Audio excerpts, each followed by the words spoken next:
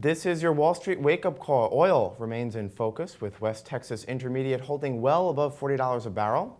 Here to talk about how oil may move the market is Timothy High, a director and U.S. interest rate strategist at BNP Paribas. So, Timothy, there was worry last week with oil slipping below $40 a barrel that we would see these global growth worries sort of come back into focus, and that was certainly something we saw at the beginning of the year. But that seems to have subsided with oil at 43.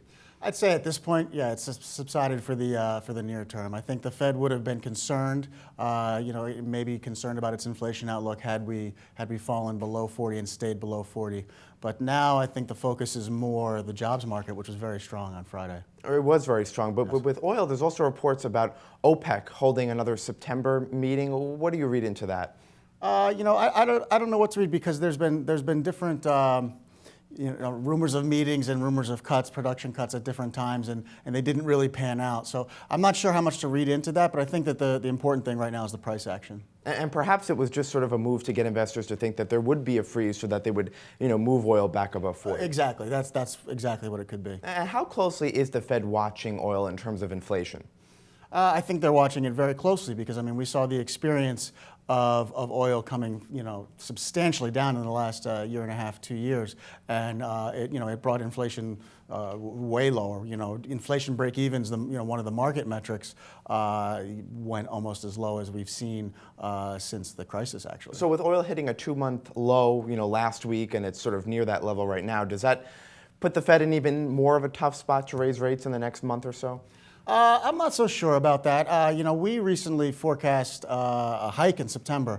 Back in February, we got rid of all of our hikes for 2016 and 17. We thought financial conditions, particularly around the globe, were too tight, and we're going to give the Fed trouble hiking this year. But now, conditions since Brexit, they've eased. Actually, conditions are easier since Brexit, not tighter. Interest rates are lower around the world. Stock markets are higher. So, the Fed actually has more scope to tighten after Brexit. Well, because some would say, yes, that is true, but let's give the Fed a little bit more time to make their decision. Why don't they go in December after the election? So explain how you went to September versus December. Sure. I think that the one thing that the Fed does not want to be is be seen as being political. So I think if the data warrants it, and they said they're data dependent, they should think they should go. Now, if you're averaging 190,000 jobs created. The 3-month moving average is now 190,000 after last week's 255,000 added. We forecast 215 for next month. That'll bring the 3-month moving average to 250K.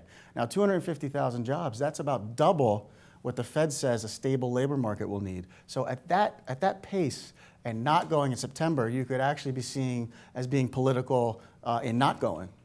And just in terms of the market fallout, we keep seeing stocks hit record highs. Is that something you expect to continue?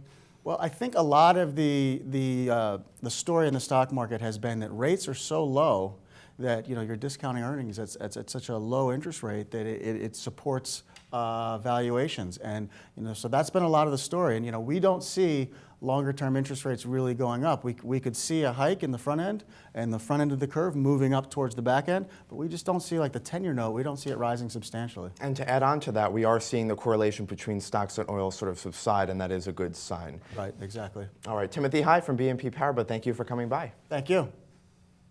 I'm Scott Gamm, and you're watching The Street.